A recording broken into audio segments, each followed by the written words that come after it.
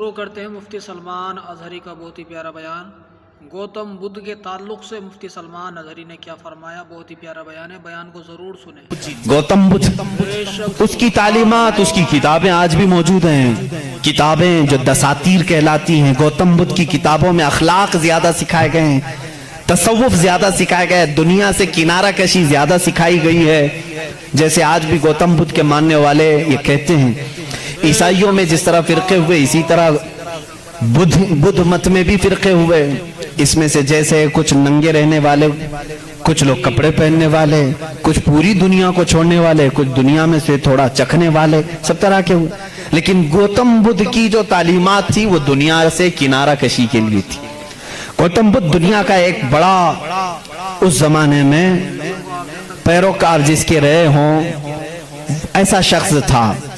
اب اس کی ایک کتاب جو اس کے ایک شاگرد نے لکھی ہے، اس کی تعلیمات کو جمع کیا ہے، جس کو کہتے ہیں چکاوتی سننا، یہ کتاب ہے۔ اس کتاب میں گوتم بدھ تعلیم دے رہا ہے، کہتا ہے کہ اے میرے چاہنے والوں، اے میرے مریدوں، اے میرے شاگردوں، سنو میں تمہیں ایک بڑی بات بتاتا ہوں۔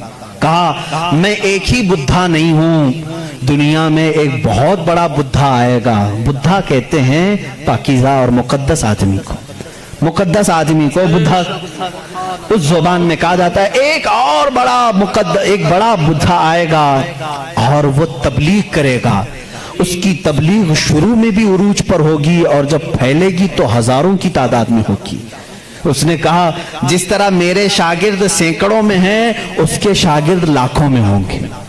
بدھا نے کہا گوتم بدھ عیسیٰ علیہ السلام سے بھی 700 سال پہلے کا ہے، 700 سال پہلے عیسیٰ علیہ السلام سے۔ میں تو عیسیٰ علیہ السلام کا ذکر کر چکا ابھی۔ گوتم بدھ کی تعلیمات میں یہ ہے، کتاب آج بھی ہے چکاوتی سننا جس کا میں ذکر کر رہا ہوں، جس میں ایک لفظ اس نے کہا کہ ایک شخص آئے گا جو لوگوں کے دلوں کو بدل دے گا، لوگوں کو برے اخلاق سے نکالے گا، وہ شراب کو منع کرے گا اور وہ لوگوں کی جانوں کو بچائے گا، وہ عورتوں کی عزت کرے گا اور وہ نہایت ہی حسین و جمیل ہوگا۔ یہ سب الفاظ موجود ہیں۔ اس کے شاگردوں نے پوچھا اب وہ آئے گا تو ہم اس کو کیسے پہچانیں؟ اس نے بھی ایک لفظ کہا، اس نے کہا وہ مائتریہ ہوگا۔ یہ وہی الفاظ میں بیان کر رہا ہوں، تھوڑے خشک ہیں، اس کو سمجھ لیں آپ، اس لیے کہ میری تقریر وہ لوگ بھی سنیں گے تو وہ چیک کریں گے۔ مائتریہ ہوگا۔ گوتم بدھ کہتا ہے وہ آئے گا، وہ اس کو مائتریہ کہیں گے، مائتریہ کہیں گے۔ مائتریہ کا اب لفظ کا ترجمہ نکالنا پڑے گا کہ کیا ہے یہ، حقیقت میں اس کا معنی کیا ہے۔ مائتریہ کا جب عربی میں ٹرانسلیٹ کیا گیا تو اس کو کہا گیا رحمت للعالمین۔ اس نے کہا اس کو کہا جائے گا مائتریہ۔ مائتری کا مطلب ہوا سارے جہانوں کے لیے جو رحمت ہوگا۔ مجھے بتاؤ میرے عزیزو، سارے جہانوں کے لیے رحمت میرے نبی کے علاوہ کون بن کر آیا؟ قرآن کہتا وما ارسلناک الا رحمت للعالمین، اے محبوب ہم نے آپ کو سارے جہانوں کے لیے رحمت بنا کر کے بھیجا ہے۔ گوتم بدھ نے پھر جو نشانیاں بتائی وہ حیرت کی ہیں، حیرت کی ہیں۔ اس کا ایک خادم تھا انندا نام سے، اس خادم کو لے کر کے وہ ہمیشہ چلتا تھا اور اس کی وہ بڑی حفاظت کرتا تھا انندا۔ اور سری لنکا کی زمین پر یا کسی اور علاقے میں اس نے انندا نے پوچھا کہ تم جس مائتریہ کا ذکر کرتے ہو کہ ایک بڑا بدھا آئے گا، اس کی کچھ نشانیاں بھی تو بتاؤ۔ تو اس نے کہا گوتم بدھ نے کہ مجھے جہاں تک معلوم ہوتا ہے جس طرح تو میرا انندا ہے، اسی طرح وہ مائتریہ کا بھی ایک خادم ہوگا جو اسے کندھوں پر بٹھا کر کے ایک غار تک لے جائے گا۔ اور دوسرے کچھ الفاظ میں اس کی تشریح بعض لوگوں نے کہا وہ حضرت انس رضی اللہ تعالیٰ عنہ جو حضور صلی اللہ علیہ وسلم کے خادم تھے، ہمیشہ حضور کے ساتھ رہتے تھے، ہر جنگ میں حضور کے ساتھ تھے، ڈیفنس کے لیے رہتے تھے، حضرت انس رضی اللہ تعالیٰ عنہ۔ بہرحال اس نے پھر پوچھا انندا نے گوتم بدھ سے کہ بدھا اس کی اور کچھ نشانیاں بتاؤ کہ جب وہ آئے گا تو کیسا ہوگا۔ تو اس نے کہا کہ وہ پیدا ہوگا تو صبح ہو رہی ہوگی، وہ پیدا ہو رہا ہوگا، صبح ہو رہی ہوگی جس سہانی گھڑی چمکا طیبہ کا چاند۔ میرا نبی کس وقت دنیا میں آیا ہے؟ صبح صادق کے وقت ہے، جب صبح سورج ابھی طلوع نہیں ہوتا، جو نماز فجر کا وقت ہو رہا ہوتا ہے، اسی صبح صادق میں میرے آقا کی جلوہ گری ہوئی ہے۔ یہ ان کی کتابوں سے۔ میں پہلے اب یہاں پر ایک بات اس کو واضح کر دوں، سپشٹ کر دوں اس چیز کو ان کی زبان میں، کہ ہمیں ہماری نبی کو پہچاننے کے لیے کسی دوسرے دین کی ضرورت نہیں۔ میں اپنے نبی کو رحمت للعالمین تسلیم کرتا ہوں، میرا قرآن کہہ رہا ہے بس مجھے کافی ہے۔ میں تو تم سے کہہ رہا ہوں، ان لوگوں سے جس کو تم مقدس مانتے ہو، چلو ہم انہی کو اٹھا کر تمہیں بتائیں۔ ظاہر سی بات ہے، الفضل لما شہید بہ الاعداء، عربی میں کہا جاتا ہے فضیلت تو اس کی ہے جس کی دشمن بھی گواہی دیتے ہیں۔ اب بدھا یہ کہتا ہے، گوتم بدھ یہ کہتا ہے کہ وہ بدھا آئے گا تو وقت صبح کا ہو رہا ہوگا۔ پھر کہا اس نے کہ اس کی ایک اور علامت میں تمہیں بتاؤں کہ اس کو بہت بڑی بصیرت ملے گی، بہت بڑی بصیرت، نالج اس کے پاس بہت بڑا آئے گا، اتنا بڑا آئے گا کہ وہ اس نالج سے پوری دنیا کو دیکھے گا، اتنا نالج اس کے پاس۔ میں اس کو بصیرت کو نالج کہہ رہا ہوں، اتنی فہم، اتنی ادراک اس کو ملے گی۔ یہ گوتم بدھ کہہ رہا ہے اپنے خادم سے، آنندہ سے، کہ اتنی نالج اس کو ملے گی کہ اس سے وہ پوری دنیا کو دیکھے گا اور اسی سے وہ پوری دنیا کے نظام کو چلانے کی بات کرے گا۔ لیکن اس کی علامت یہ کہ یہ ہوگی کہ وہ جو نالج، وہ جو بصیرت اس کو ملے گی اس بدھا کو، وہ رات کے وقت ملے گی۔ وہ کب ملے گی؟ رات کے وقت ملے گی۔ میں یہ کہتا ہوں جس بصیرت کا وہ ذکر کر رہا تھا میرے مصطفیٰ کے لیے، وہ قرآن پاک ہے، اور وہ نازل ہوا ہے۔ قرآن خود کہتا ہے اِنَّا أَنزَلْنَاهُ فِي لَيْلَةِ الْقَدْرِ، ہم نے قرآن کو نازل کیا ہے۔ کب نازل کیا ہے؟ لیلۃ القدر میں، رات کے وقت نازل کیا ہے۔ گوتم بدھ کہہ رہا ہے اسے ایک بصیرت ملے گی، بہت بڑی نالج ملے گی، اور وہ رات کے وقت ملے گی، اور وہ رات بہت چمکدار ہوگی۔ وہی تو ہمارا قرآن کہہ رہا ہے لیلۃ القدر خیر من الف شہر، اس رات کو تم کیا جانو، وہ ایک رات 1000 مہینوں سے بہتر ہے۔ رات کے وقت بصیرت ملی۔ تیسری اور ایک اس نے علامت بتائی، اس کے خادموں نے بہت پوچھا، انہوں نے پوچھا اچھا کیا، باقی بدھوں کے لیے پوچھا، اور اس نے کہا کہ اس کی ایک اور علامت تم دیکھو کہ وہ مائتریہ جو ہے، وہ جو سب سے بڑا بدھا ہوگا، وہ جب دنیا سے جا رہا ہوگا تو وہ بھی رات کا وقت ہوگا، دنیا سے جا رہا ہوگا وہ بھی رات کا وقت ہوگا، لیکن اس کے چلے جانے کے بعد کوئی اس جیسا بدھا قیامت باقی کبھی نہیں آئے گا، کبھی نہیں آئے گا، اور اس رات اندھیرا ہوگا۔ یہ سب اس نے، یہ چکاوتی سننا جو کتاب میں بتا رہا ہوں اس میں، اور کچھ دساتیر ہیں اس میں یہ باتیں بیان کی گئیں۔ اب میں آپ کو بتاؤں وفات رسول کے متعلق۔ میرے آقا صلی اللہ تعالیٰ علیہ وسلم جس وقت دنیا سے رخصت ہو رہے تھے، ماں عائشہ صدیقہ رضی اللہ تعالیٰ عنہا اس کی گواہ ہیں، وہ پیر کا دن تھا، شام ہو چکی تھی، رات کا وقت تھا، بعض روایات میں ہے۔ رسول کریم صلی اللہ تعالیٰ علیہ وسلم اس وقت نزع کی عالم میں تھے، حضرت عائشہ صدیقہ کے زانوں پر سر رکھ کر آرام فرما تھے، اور اچانک دروازے پر دستک ہوئی، اور حضور اکرم صلی اللہ علیہ وسلم نے فرمایا اجازت ہے اندر آ جاؤ۔ حضرت عائشہ نے کہا کون ہے جو اندر آ رہا ہے، اس حالت میں آپ کی تکلیف ہے ابھی؟ رسول کریم صلی اللہ علیہ وسلم نے فرمایا عائشہ یہ وہ آیا ہے جو کسی کے پاس جانے کے لیے کبھی اجازت نہیں مانگتا، وہ ملک الموت، صرف میرے پاس آنے کے لیے وہ اجازت مانگ رہا ہے، اور آج کے بعد پھر کسی کے پاس جانے کے لیے اجازت نہیں مانگے گا۔ میں نے اجازت دے دی، ملک الموت آئے، رسول کریم صلی اللہ تعالیٰ علیہ وسلم کی روح پاک کو نکالا، رب اعلیٰ کے پاس لے گئے۔ یہ حضور کی وفات کے آخری اوقات، وہ بڑے غمگین ہیں، میں پھر جذبات میں ڈوب جاؤں گا۔ حضور اکرم صلی اللہ تعالیٰ علیہ وسلم جب وفات پائے، حضرت عائشہ صدیقہ رضی اللہ تعالیٰ عنہا کو خبر ہی نہیں تھی اس چیز کی، وہ باتیں کرتے ہوئے مصروف تھی۔ حضور اکرم صلی اللہ تعالیٰ علیہ وسلم کے ساتھ باتیں کرنے میں وہ مصروف تھیں۔ اچانک صدیق اکبر رضی اللہ تعالیٰ عنہ حجرے میں داخل ہوئے، اندھیرا تھا، اندھیرا تھا۔ حضور اکرم صلی اللہ علیہ وسلم کے جسم اقدس کے پاس جیسی آئے، حضرت صدیق اکبر نے محسوس کر لیا کہ اللہ کے آخری رسول اب دنیا سے پردہ فرما چکے۔ آپ اپنے آنسوؤں کو ضبط نہ کر سکے. آپ نے انا للہ پڑھا اور سیدھے میرے آقا کے ماتھے کو بوسہ دیا، اور اس کے بعد روتی ہوئی آنکھوں سے صدیق اکبر نے کہا واللہ لن یجمع الموتین، اللہ کی قسم اب اللہ تعالیٰ دوسری موت کبھی آپ پر نہیں لائے گا. ایک موت آنی تھی وہ آ گئی، اے رسول اب دوسری موت کبھی نہیں آئے گی.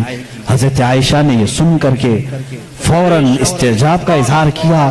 وہ کہتی ہیں اس وقت تک انہیں احساس نہیں ہوتا کہ یہ آقا رسول کریم صلی اللہ تعالیٰ علیہ وسلم دنیا سے پردہ کر چکے ہیں. حضرت عائشہ کو انہوں نے اٹھایا، میرے آقا صلی اللہ تعالیٰ علیہ وسلم کے جسم ناز کو جب انہوں نے سلایا، جانتے ہو یہ وہ رات تھی، یہ وہ رات تھی.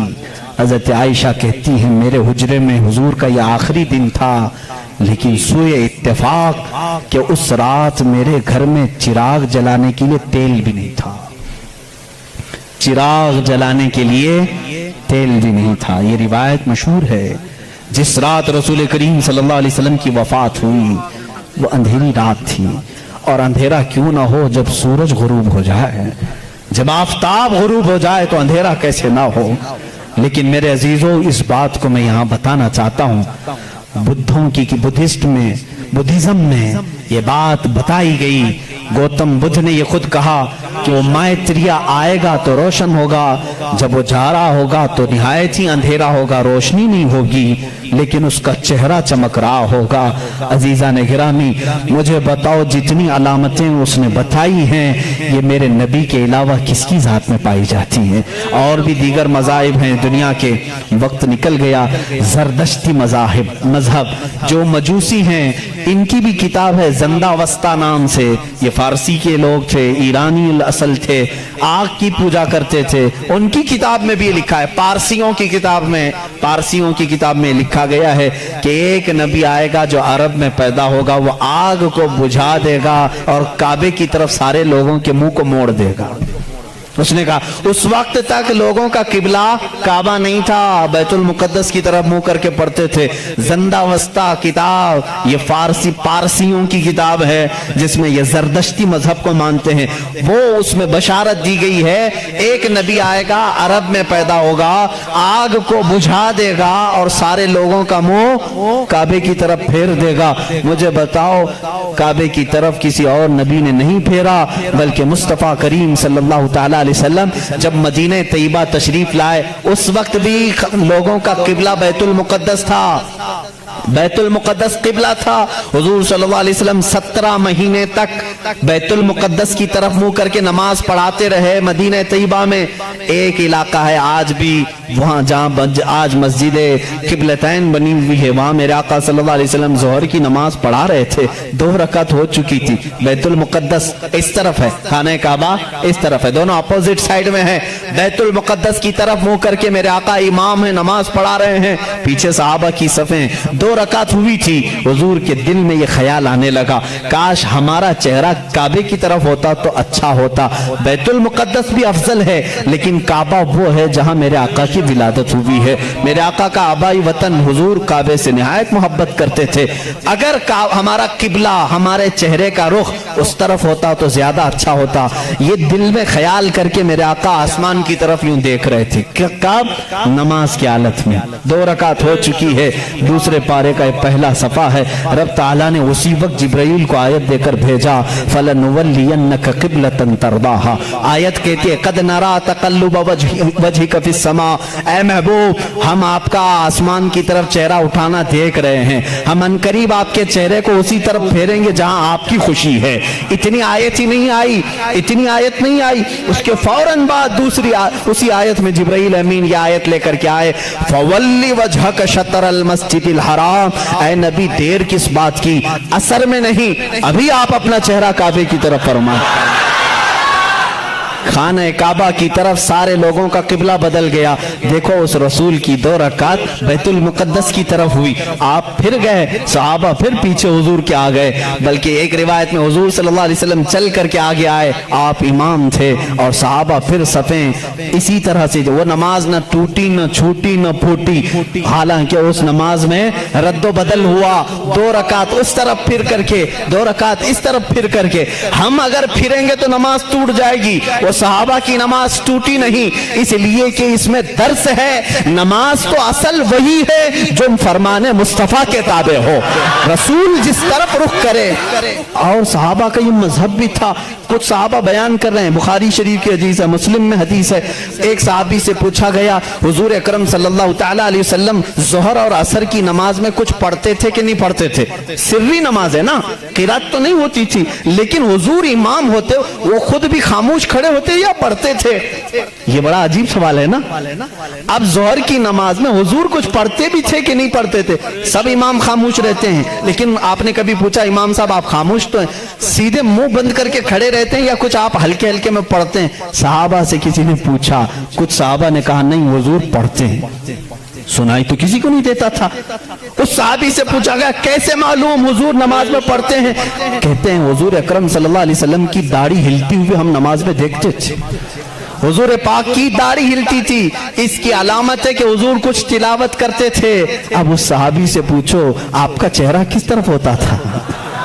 आपका चेहरा किस तरफ होता था? नमाज तो किबले की तरफ मुंह करके पढ़ी जाती है, आप हुजूर का चेहरा देख रहे थे, दाढ़ी हिलती हुई देख रहे थे। वो सहाबी की जुबान से भी वही उनकी रूह पुकारेगी जो आला हजरत ने कहा है, हाजियो आओ शहंशाह का रोजा देखो, काबा तो देख चुके, काबे का काबा देखो। गौर से सुन तो रजा, काबे से आती है सदा, मेरी आंखों से मेरे प्यारे का रोजा देखो। काबे का वो काबा है, सहाबा इकराम देखते थे। तो मैं यहाँ पर बात ये कर रहा था, ज़रदश्ती मजहब में, पारसियों के मजहब में जो किताब उनकी मुकद्दस है जिसको ज़ंदावस्ता कहते हैं, उसमें ये बशारत उन्होंने दी है, एक नबी आएगा, एक शख्स आएगा, अरब में पैदा होगा, आग को बुझा देगा और सारे लोगों का मुंह फेर करके कहाँ करेगा? काबे की तरफ कर देगा। उन्होंने जो कहा था वो सही कहा था। वो रसूल मुहतशम सल्लल्लाहु अलैहि वसल्लम तशरीफ लाए, और जिस वक्त मेरे आका तशरीफ लाए थे, ईरान में 1000 साल से आग जल रही थी, अचानक बुझ गई। आग बुझ गई। सारे काहिन उस दिन परेशान थे, इस आग को कभी हमने बुझने नहीं दिया था, आज कैसे बुझ गई? वही दिन था 12 रबीउल अव्वल का, जब किसरा बादशाह के महल में दरार पड़ गई। जिस महल के बारे में उसका चैलेंज था कि इसको दुनिया की कोई ताकत गिरा नहीं सकती, वो आज भी मौजूद है इराक के एक शहर मदाइन में। लोग कहते हैं किसरा का महल, हम देखने के लिए भी गए कई मर्तबा। उसमें बीच में से एक दीवार ऐसी टूटी है कि अंदर से आदमी जा आ सकता है, इतनी बड़ी दरार है। बादशाह उस महल में बैठता था, वो टूटी कैसे, फटी कैसे? उसने भी बुलाया सारे नजूमियों को, ये क्या हो गया अचानक? किसी ने हथौड़ा भी नहीं मारा, लेकिन ये टूट गई। ईरान में उन सारे लोगों ने बुलाया, आग 1000 साल से नहीं बुझी थी, आज कैसे बुझी? किसी ने पानी भी नहीं डाला। दोनों जगह जो नजूमी जमा हुए थे, सबों ने एक ही जवाब दिया। ईरानियों को, पारसियों को ये कहा, आग कोई पानी डाल करके नहीं बुझाया, कोई तो ऐसा पैदा हुआ है जो अब आग के लिए खतरा होगा। आग उसके लिए ठंडी हो जाएगी, और वो आग के पुजारियों के लिए एक बड़ा मसीहा बन करके, उनके लिए दीन का एक मुबल्लिग बन करके आएगा, उनको आग की इबादत से निकालेगा और वो किसी खुदा की इबादत के लिए ले जाएगा। उस दिन नजुमियों ने उन्हें कहा, और इधर इराक में किसरा ने जब बुला करके मीटिंग ली, क्यों दीवार कटी, क्यों दीवार टूटी, उससे भी उन्होंने कहा हथौड़ा तो किसी ने नहीं मारा, लेकिन ऐसा लगता है कि दुनिया में कोई एक बच्चा ऐसा आया है जो पूरे लोगों के दिलों को तब्दील करने वाला है। हमने पढ़ा है कि उसके आते ही अजीबो गरीब बातें होंगी। मेरे अजीजों, पारसियों की किताबों में वाक़यात मौजूद हैं। इसीलिए आला हज़रत ने फरमाया, जिस दिन वो रसूल पैदा हुए थे, ईरान की आग बुझ गई, किसरा के बादशाह का महल تڑک گیا، دیوار میں شگاف آ گیا، چر گئی۔ تو اے میرے لوگوں، اے میرے سنی بھولے بھالے مسلمانوں، تم اس دن کو ہلکا کیوں سمجھتے ہو؟ حشر تک ڈالیں گے ہم پیدائش مولا کی دھوم، حشر تک ڈالیں گے ہم پیدائش مولا کی دھوم، مثل فارس نجد کے قلعے گراتے جائیں گے۔ بات تو سمجھ میں آ گئی ہوگی نا؟ اکثر شعر خود نہ تھے راہ پر اوروں کے عادی بن گئے، کیا نظر تھی جس نے مردوں کو مسیحا کر۔ ماشاءاللہ سبحان اللہ، مفتی سلمان اظہری بہت ہی پیارے انداز میں تقریر فرما رہے تھے اور گوتم بدھ کے تعلق سے آپ سمجھا رہے تھے، بتا رہے تھے، لوگوں کو پیغام دے رہے تھے۔ چلیے نعت پاک کے چند اشعار سماعت کرتے ہیں، درود پاک پڑھ لیجئے۔ اللہم صلی علی سیدنا و شفیعنا و حبیبنا و کریمنا و ملجانا و مأوانا محمد صلی اللہ علیہ وآلہ وسلم۔ زمانہ خدا کی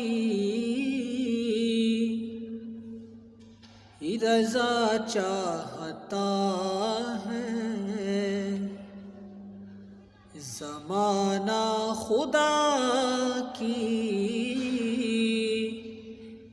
رضا چاہتا ہے، زمانہ خدا کی رضا چاہتا ہے، اور خدا مرضی مصطفیٰ چاہتا ہے، اور خدا مرضی مصطفیٰ چاہتا ہے، اور مریض محبت دوا کیا کرے گا، مریض محبت دوا کیا کرے گا، مریض محبت دوا کیا کرے